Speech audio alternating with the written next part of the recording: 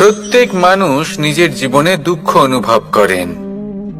প্রত্যেকের দুঃখ আলাদা হতে পারে। কারোর মনে এই দুঃখ থাকে যে সে তার বাবা মায়ের সব ইচ্ছে পূরণ করতে পারেননি। কেউ এটা ভেবে দুঃখ পান যে সে চিরকাল সদাচার করেছেন, সৎকর্ম করেছেন, কিন্তু তাও তাকে দুরাচারী বলে মনে করা হয়। কেউ এটা ভেবেও দুঃখ পান যে তার সামনে যে ব্যক্তি রয়েছেন তার চোখে তিনি শত্রু হয়ে উঠেছেন বা দুষ্ট হয়ে উঠেছেন, যেখানে তিনি হয়তো কোনো অনুচিত কাজই করেননি। এবার এই সমস্ত বিষয় নিয়ে ভেবে নিজের ব্যক্তিত্ব নিয়ে সন্দেহ প্রকাশ করবেন না। যদি নিজের ব্যক্তিত্ব নিয়ে কোনো সন্দেহ থেকে থাকে, তাহলে কর্ম সংক্রান্ত প্রশ্ন করুন যে আপনি যা করেছেন তাতে কি উচিত ছিল, কি অনুচিত ছিল। যেটা প্রয়োজন সেটা এটা বোঝার যে আপনার অন্তর্মন, আপনার বিবেক আপনাকে কি বলছে, আর আপনার অন্তর্মন আর আপনার বিবেক আপনাকে যেটা করতে বলবে শুধু সেটাই করুন। আর তারপরে এই সংসার কি বলবে, কি ভাববে সেসব নিয়ে ভাবতে যাবেন না। কারণ এই সংসার তো ঈশ্বরকেও প্রশ্ন করে থাকে, ঈশ্বরকেও দোষী মনে করে। কখনো কখনো যখন কোনো ঘটনা মানুষের ইচ্ছা অনুযায়ী ঘটে না, তখন মানুষ এটা বলে যে হে ঈশ্বর, আপনি আমার পাশে থাকলেন না, আপনি বড়ই কঠোর, এটা আপনার দোষ।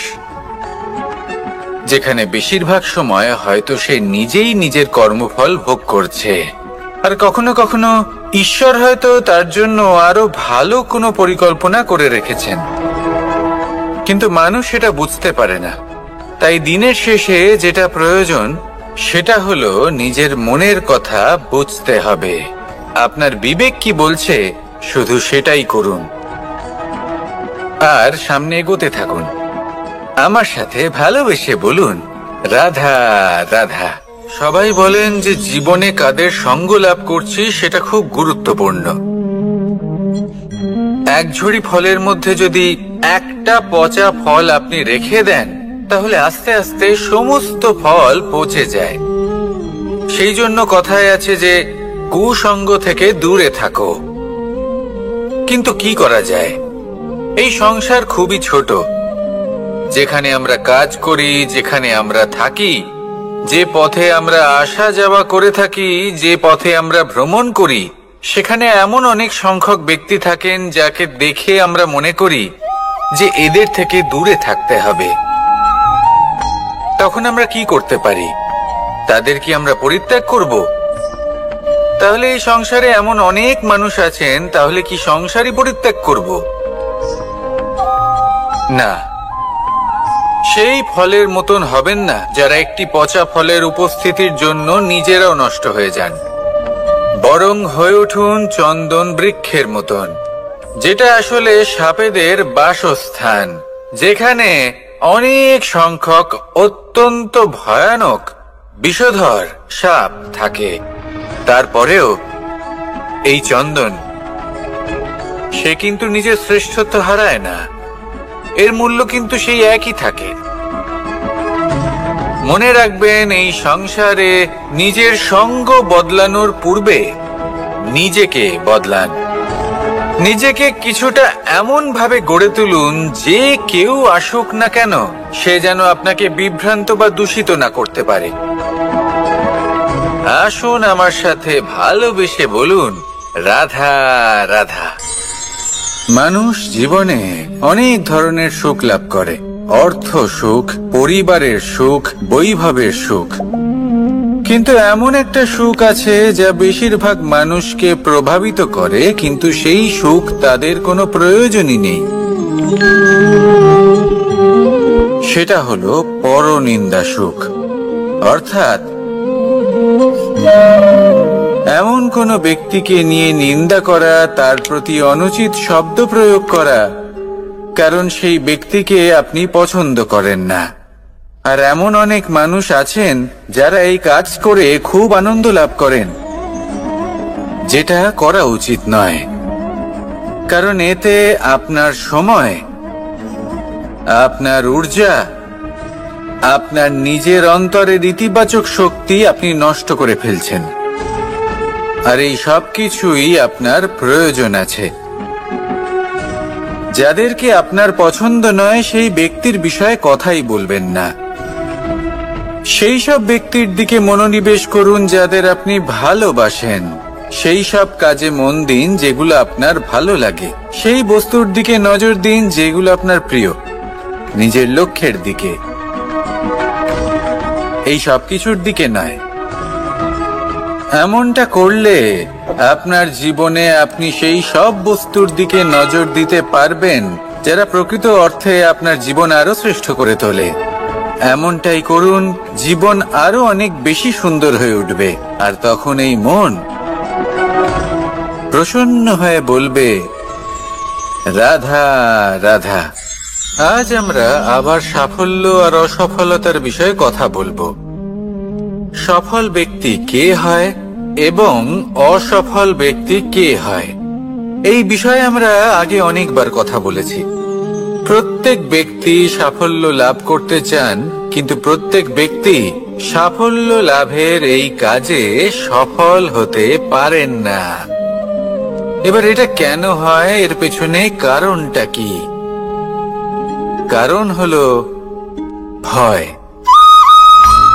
সফল ব্যক্তি হলেন তিনি যিনি নিজের সিদ্ধান্ত দ্বারা এই সমস্ত সংসারকে বদলে দিয়ে থাকেন, এবং অসফল ব্যক্তি হলেন তিনি যিনি এই সংসারকে দেখে এর বিষয়ে ভেবে নিজের সিদ্ধান্ত বদলে ফেলেন। প্রয়োজন হলো নিজের লক্ষ্যের বিষয়ে ভেবে দেখার, পথের বিষয়ে ভেবে দেখার। একবার যদি আপনি পথ নির্বাচন করে থাকেন, সেই পথে অগ্রসর হতে থাকুন আর তাতে অটল থাকুন।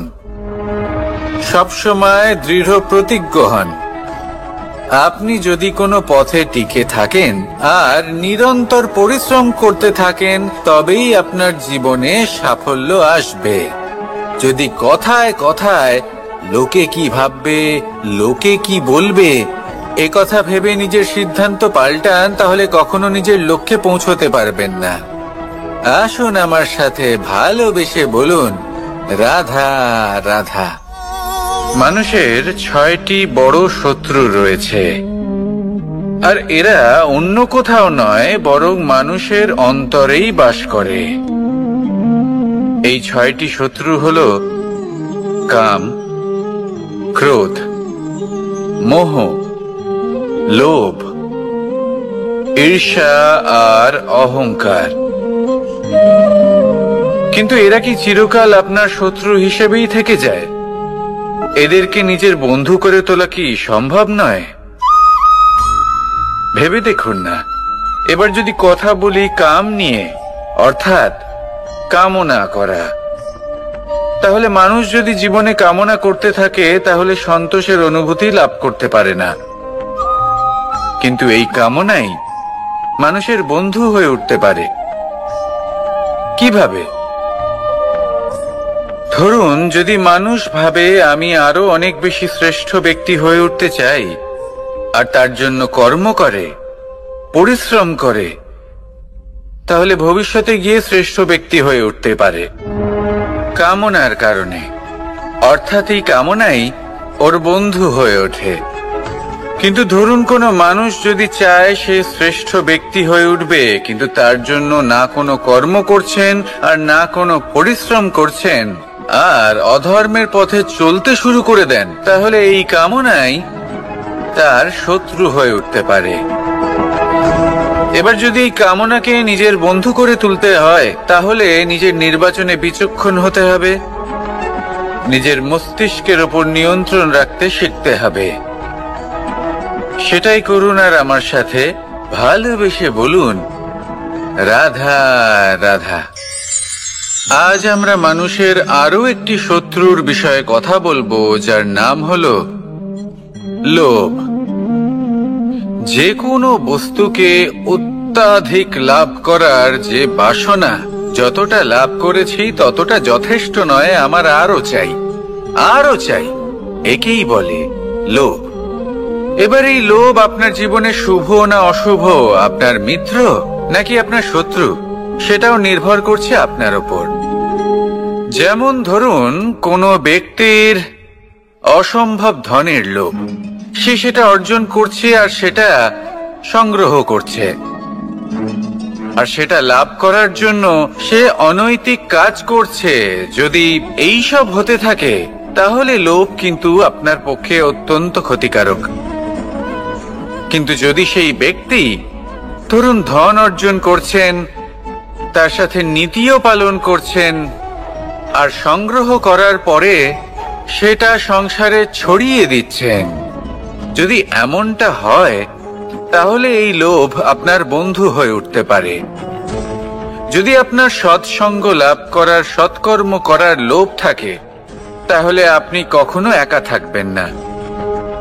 যদি ভালোবাসা প্রদান করার লোভ থাকে, এই সংসারকে সাহায্য করার লোভ থাকে, তাহলে এই লোভ যা সংসারের শত্রু, সেটা কিন্তু আপনার সাথে পরমাত্মার মিলন ঘটাতে পারে। এবার এই লোভকে নিজের মিত্র করে তুলবেন নাকি শত্রু করে তুলবেন, সেই সিদ্ধান্ত আপনারই। আসুন আমার সাথে ভালোবেসে বলুন, রাধা রাধা। কখনো এই প্রকৃতির দিকে তাকিয়ে থাকবেন। এই প্রকৃতি অনেক ধরনের শিক্ষা দেয়। কোন একটা গাছকে দেখুন, কিভাবে সে মাটি থেকে জল শুষে নেয়। সে ঝড় হোক বা হোক কড়া রোদ, সব সহ্য করে এবং অবশেষে সে ফল ধারণ করে। আর সেই ফল উৎপন্ন করার পরে সে ফল কিন্তু সে নিজে গ্রহণ করে না, এই সংসারকে প্রদান করে, যাতে পশু পাখি মানুষ তারা এই ফল গ্রহণ করে শক্তিশালী হয়ে উঠতে পারে, সুস্থ থাকতে পারে। সেভাবেই নদী, সরোবর এরা নিজেরাও কিন্তু নিজেদের জল গ্রহণ করে না, মাটিকে প্রদান করে, পশু পাখিকে প্রদান করে। সূর্য নিজেও নিজের জন্য প্রজ্বলিত হয় না, সে প্রকাশ ছড়িয়ে দিতে চায় আমাদের সবার কাছে, সে আলো পৌঁছে দিতে চায়। এই প্রত্যেকের কর্মে পরমার্থ নিহিত আছে, আর সেই জন্যই এদের সকলকে পুজো করা হয়। তাই মনে রাখবেন, আপনার কাছে জীবন যাপনের অতিরিক্ত যা কিছুই আছে তা পরমার্থের জন্য।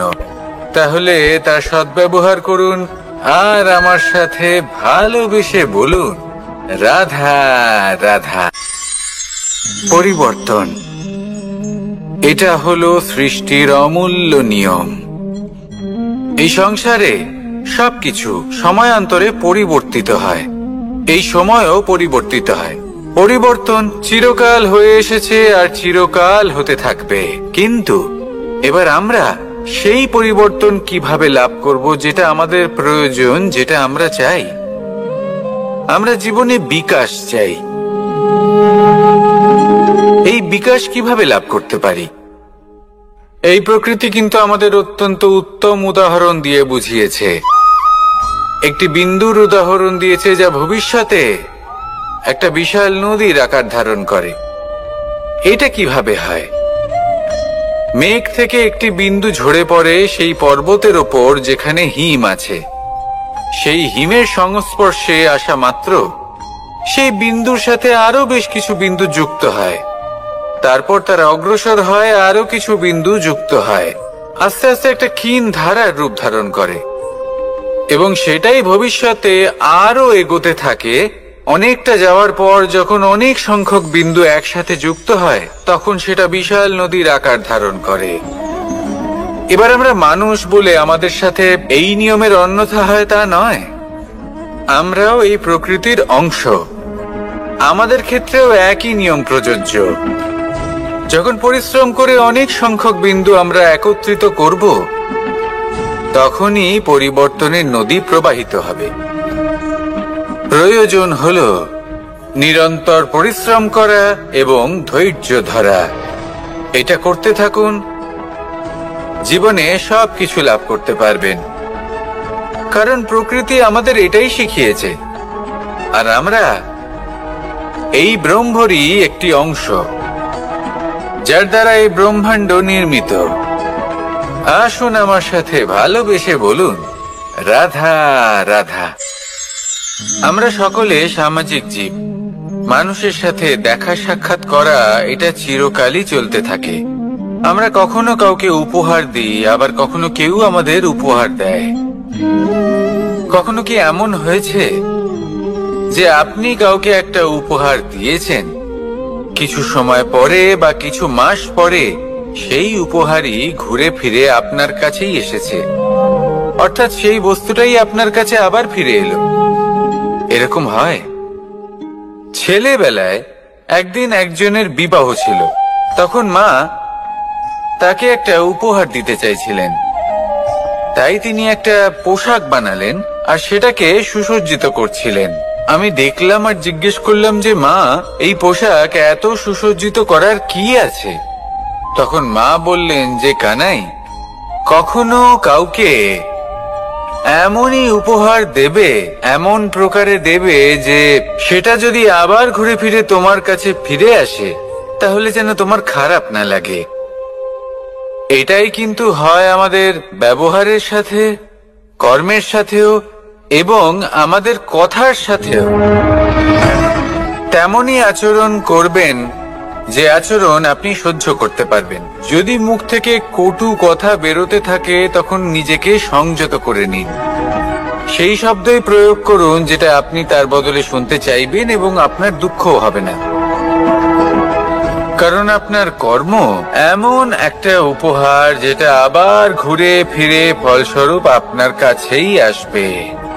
সেই জন্য নিজের আচরণ শুভ করুন, নিজের মানসিকতা শুভ করুন, নিজের মুখ থেকে মধুর বাণী নিঃসৃত করুন, আর এইভাবেই মধুরভাবে বলুন, রাধা রাধা। এই সংসারে প্রত্যেকটা জিনিসের নিজস্ব একটা বিশেষত্ব আছে, আর তার বিশেষত্বর জন্যই তাকে বিশেষ গুরুত্ব দেওয়া হয়।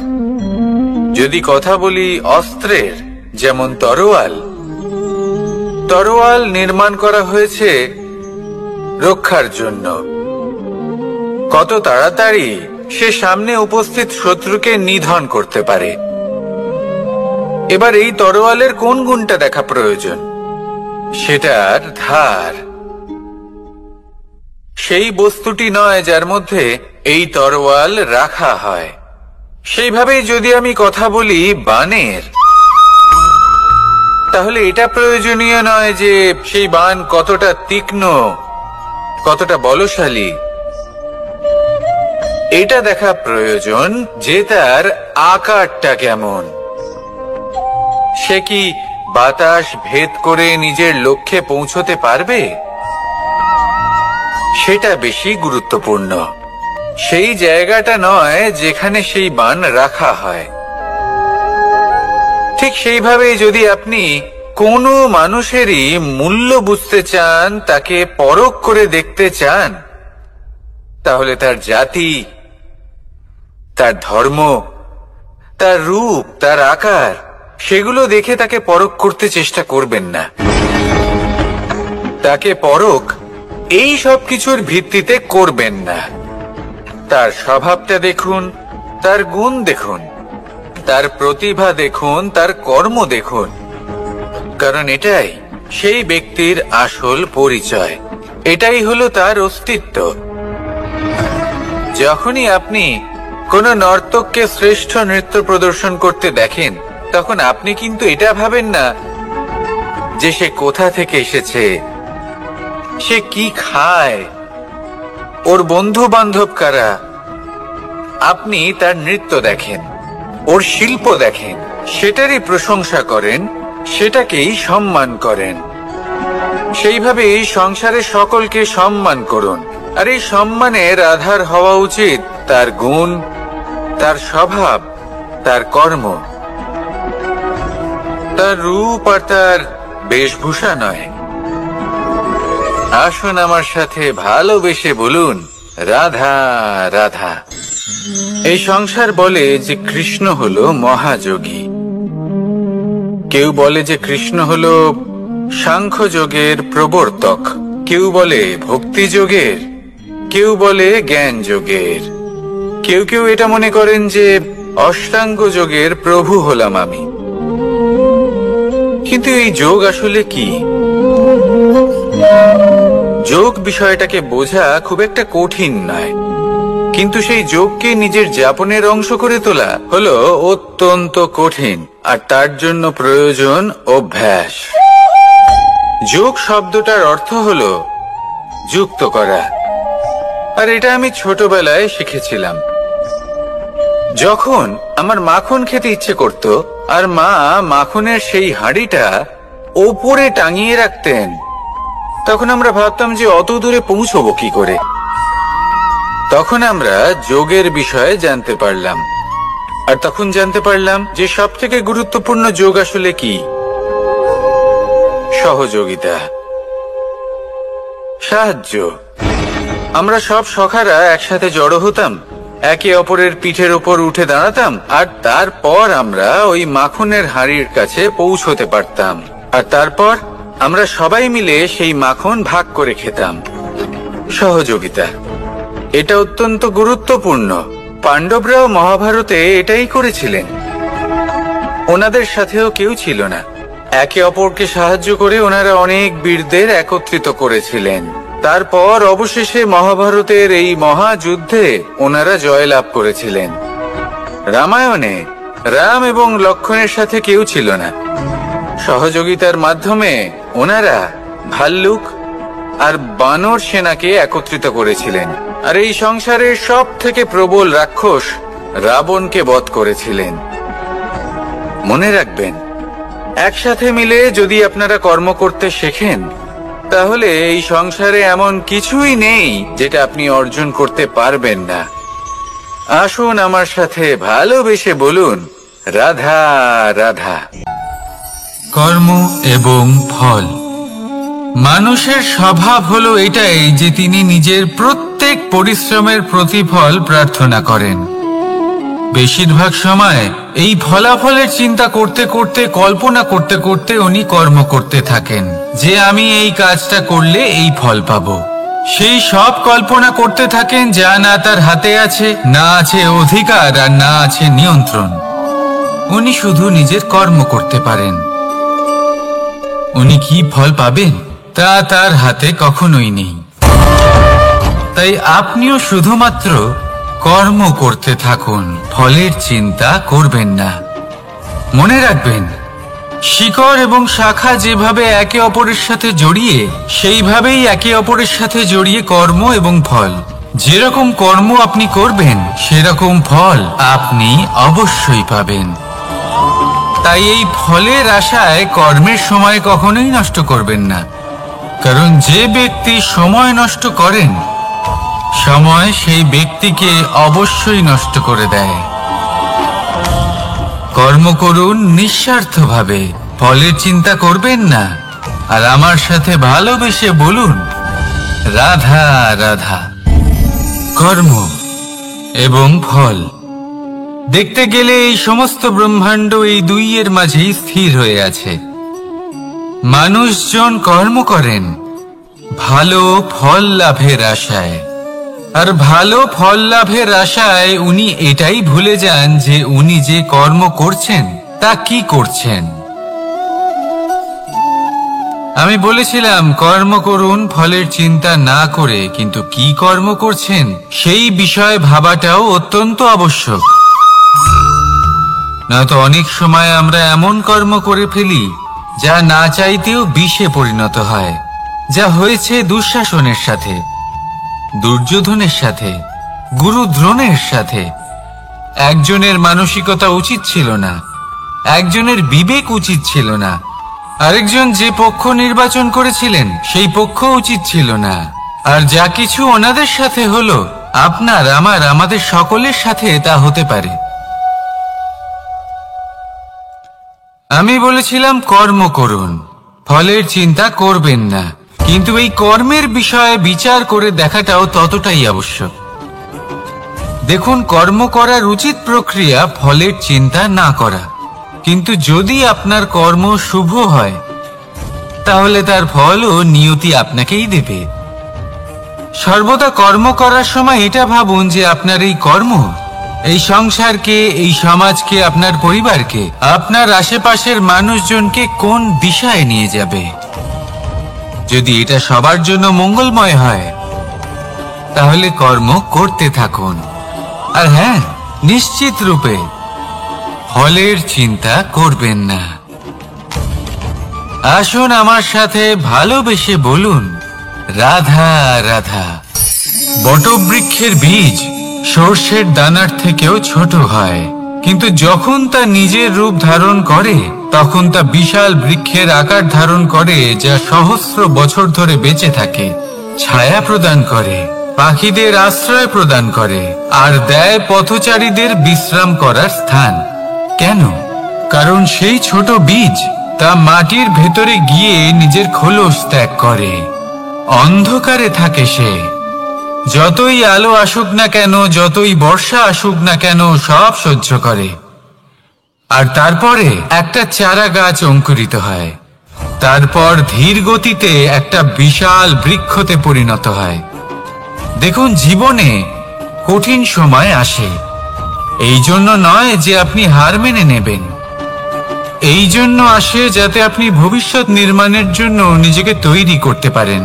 যদি কঠিন সময়ে আপনি ওই বীজের মতো দৃঢ় হয়ে থাকতে পারেন তাহলে আপনিও একদিন সেই বিশাল বৃক্ষের মতো নিজের অস্তিত্ব গড়ে তুলতে পারবেন, যা সহস্র বছর পর্যন্ত মনে রাখা হবে। আসুন আমার সাথে ভালোবেসে বলুন, রাধা রাধা। এই ব্রহ্মাণ্ড কত বৃহৎ, তাই না? যার সম্মুখে এই পৃথিবীকেও একটা বিন্দুর মতো মনে হয়। আর এই পৃথিবীতে আমরা কে হই, আমাদের আকার কিরকম, আমাদের অস্তিত্বই বা কি? যখন আমরা এভাবে ভাবি তখন মনে হয় আমরা কিছুই নই। তা আমরা যখন কিছুই নই তাহলে আমরা এত চিন্তা করি কেন? কি ভেবে ভয় পাই? কাকেই বা এত ভয় পাই? কে আমাদের মারতে পারে আর কেই বা আমাদের জন্ম দেবে? আত্মার আসলে না কখনো জন্ম হয় আর না কখনো মৃত্যু। আত্মা শুধুই শরীর বদল করে। আপনি, আমি, আমরা সকলে এই শরীর নয়, আমরা হলাম আত্মা, যা হলো পরম আত্মার পরম অঙ্গ। সেই জন্য মনে রাখবেন, বাইরের কোথাও দেখবেন না, নিজের অন্তরের গভীরে গিয়ে দেখুন, আত্মাকে উপলব্ধি করতে শিখুন।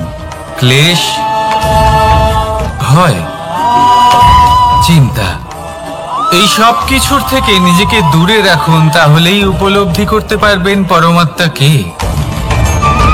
তাহলে আসুন আমার সাথে ভালোবেসে বলুন, রাধা রাধা। পরিবর্তন এই সংসারের শাশ্বত নিয়ম। কোন রাজা নেই যিনি চিরকাল রাজা থাকেন, কোন ধনী ব্যক্তি নেই যিনি চিরকাল ধনী থাকবেন। এই সংসারে সূর্যের স্থান নেওয়ার জন্য চন্দ্রিমার আগমন ঘটে। কোন স্থান যাকে পতিত বলা হয়েছিল সেখানে মহল তৈরি হয়েছে। কোন স্থান যাকে আজ মলিন বলা হয়েছে কাল সেখানে মন্দির স্থাপন হতে পারে। কোন ঋতু চিরকালের জন্য থাকে না, কখনো সময় চিরকাল একরকম থাকে না।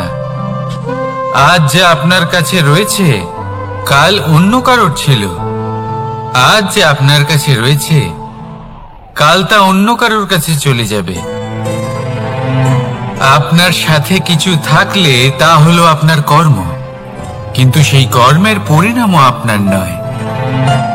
আপনি শুধু কর্ম করুন, বাকি সবকিছুই পরিবর্তনশীল। কিন্তু সেই পরিবর্তনকে দেখে ভয় পাওয়ার প্রয়োজন নেই, তাকে স্বাগত জানান। যদি আপনি হাসি মুখে সেই পরিবর্তনকে স্বাগত জানান তাহলে এই পরিবর্তনও হাসি মুখে আপনার সাথে থাকবে।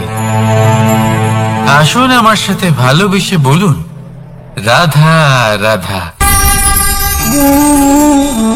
সঞ্চয় মানুষের যখন থেকে বোধ বুদ্ধি হয় সঞ্চয় করতে আরম্ভ করে দেন। সঞ্চয় করতে থাকেন ভোজনের, সঞ্চয় অর্থের, সঞ্চয় শক্তির।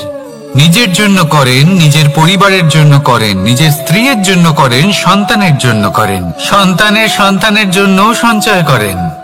সঞ্চয় করার জন্য ওনার কাছে অনেক কারণ রয়েছে, কারণ উনি এটা ভাবেন যে এই সঞ্চিত শক্তির জন্য কেউ ওনার কোনো ক্ষতি করতে পারবে না। মানুষ ভুলে যান একটা গুরুত্বপূর্ণ কথা, এই সত্য, উনি এই সংসারে খালি হাতেই এসেছিলেন আর এখান থেকে ওনাকে খালি হাতেই যেতে হবে। যা এখানকার তা এখানেই থেকে যাবে। আর যদি কিছু ওনার সাথে যায় তা হলো ওনার কর্ম, আর কিচ্ছু নয়। তাই যদি কিছু অর্জন করতে চান তাহলে শুভ কর্ম অর্জন করুন, আত্মশক্তি অর্জন করুন, কারণ পরলোকে এটাই হবে আপনার সম্পত্তি। তাহলে কি এটা আপনি অর্জন করতে চান না? আসুন আর আমার সাথে ভালোবেসে বলুন, রাধা রাধা। সদিচ্ছা। দেখতে গেলে 3 অক্ষরে তৈরি এই শব্দ, কিন্তু সমস্ত ত্রিলোক তার উপরেই আধারিত। আপনি এই সংসারে এসেছেন, তখন অবশ্যই শ্বাস নেবেন, কিন্তু তার বদলে আপনাকে কিছু তো দিতেই হবে। আপনার উপর নির্ভর করছে আপনি কি দেবেন।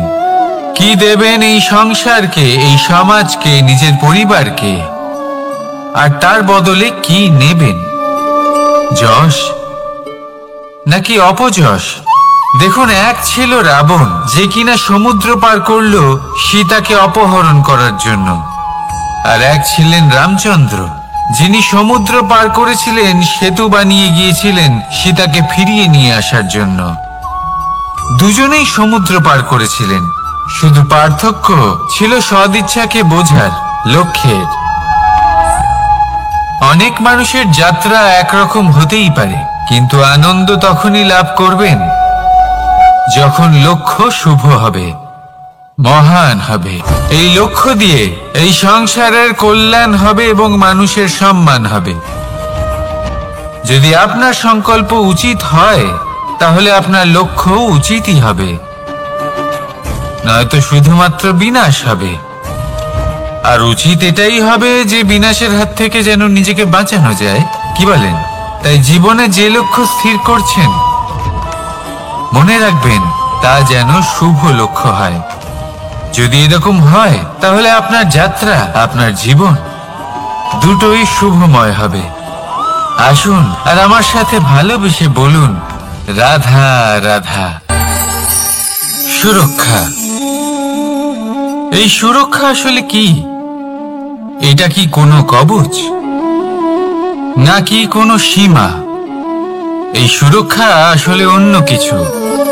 আমাদের মাতা পিতা, আমাদের প্রিয়জন, আমাদের বন্ধু, এই সমাজ, আমাদের শুভাকাঙ্ক্ষী, আমাদের আত্মীয়, এনারা সবাই আমাদের জীবনে কোনো না কোনো ভাবে সুরক্ষা দিয়ে থাকেন, একটা কবচ দিয়ে থাকেন কোনো না কোনো রূপে। কিন্তু দেখতে গেলে আমাদের পরাক্রমের পথে, আমাদের বীরত্বের পথে, আমাদের সাহসের পথে এই সুরক্ষাই সব থেকে বড় বাধা হয়ে দাঁড়ায়। একবার ভেবে দেখুন, যদি আপনি কোনো সুরক্ষাই না পান, বা যদি আপনি এই সুরক্ষা ভেঙে বাইরে আসতে পারেন, তাহলে আপনার বীরত্ব চরম সীমায় পৌঁছে যায়। কেন? কারণ তখন আপনি জানেন যে এই সংসারের সম্মুখীন আমাদের নিজেদেরই হতে হবে।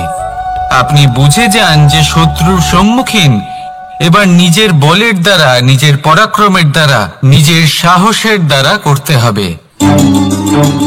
আর তখন আমাদের মনের মধ্যে এই শক্তি জাগ্রত হয়।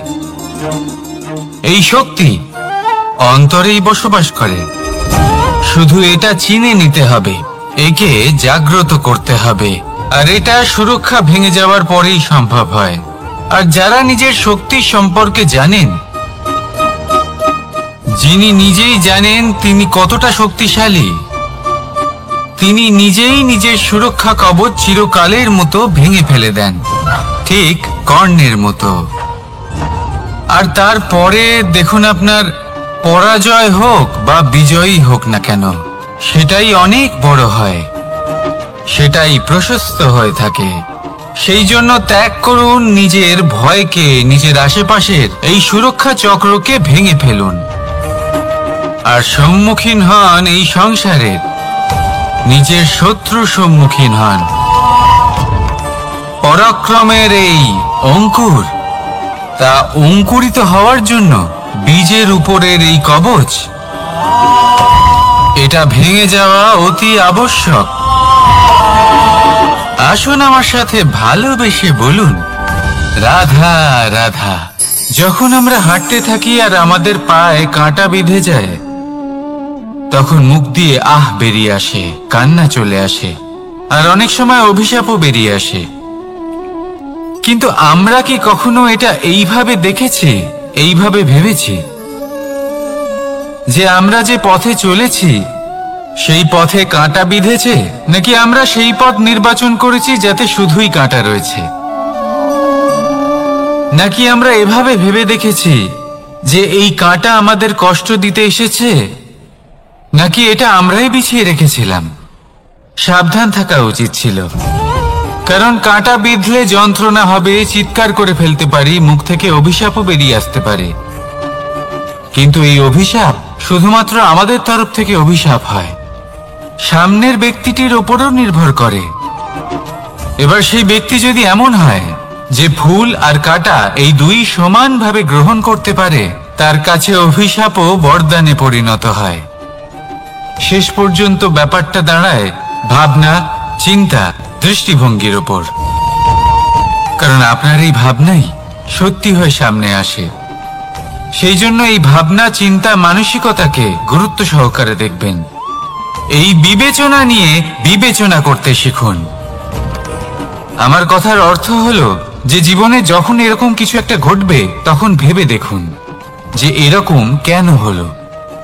আপনি কি এমন কোনো কর্ম করেছিলেন যার কর্মফল এটা? এমন কোনো কাজ যা অনুচিত ছিল, অসত্য ছিল, যা অভদ্রতার কারণ ছিল? ভেবে দেখা প্রয়োজন। দেখুন, ইচ্ছে হলো আপনার যে আপনি কি করতে চান, ভাবনা আপনার, সত্য আপনার, জীবন আপনার, সিদ্ধান্ত আপনার। আসুন আর আমার সাথে ভালোবেসে বলুন, রাধা রাধা। সময়, এই সময় আসলে কি? এই সময় একটা সরল রেখা তো কখনোই নয়। সময় হলো একটা চক্র, যেখানে এর আদি সেখানেই হলো এর অন্ত, আর যেখানে তা শেষ হয় সেখান থেকেই তার শুরু হয়। এই সময় একটা অত্যন্ত বিচিত্র চিন্তা, বিচিত্র ভাবনা, একটা বিচিত্র বস্তু যা কেউ বুঝতে পারেন না। এই সময়ের লীলা, এর কোনো প্রমাণ নেই, কোনো জ্ঞান নেই, কোনো পরিমাপ নেই। শুধু এটুকু আমরা জানতে পারি, যেখানে শেষ হবে সেখান থেকে একটা নতুন সূচনাও হবে। যা আজ আপনার কাছে আছে, কাল অন্য কারোর কাছে যাবে, তারপরে তার কাছ থেকেও অন্য কারোর কাছে যাবে, তারপরে তার থেকেও ছিনিয়ে নেওয়া হবে। এই নিয়তির একজনের কাছ থেকে অন্যজনের কাছে আদান প্রদানের এই সময় হলো আপনার সময়। এই সময়ের সদ্ব্যবহার করুন, এই সময়কে বাঁচুন। আপনাকে শুধু এটাই সুনিশ্চিত করতে হবে যে আপনি কোন পক্ষে আছেন। আর সত্যি বলতে কি, আপনার জীবনের পরিণাম নির্ভর করে আপনার নির্বাচনের ওপর। আপনি কোন পক্ষ নির্বাচন করছেন? তাহলে মনে রাখবেন, জীবনে সেই পক্ষই নির্বাচন করবেন যা চয়ন করার পরে আপনি সুখ অনুভব করবেন, আপনি সন্তোষ লাভ করবেন, প্রসন্নতা লাভ করবেন। আর আমি এটাই সুনিশ্চিত করব যে এই পক্ষ যেন শান্তির পক্ষ হয়, এই পক্ষই যেন প্রেমের পক্ষ হয়, তাহলে চিন্তা করবেন না, আর আসুন আমার সাথে ভালোবেসে বলুন রাধা রাধা।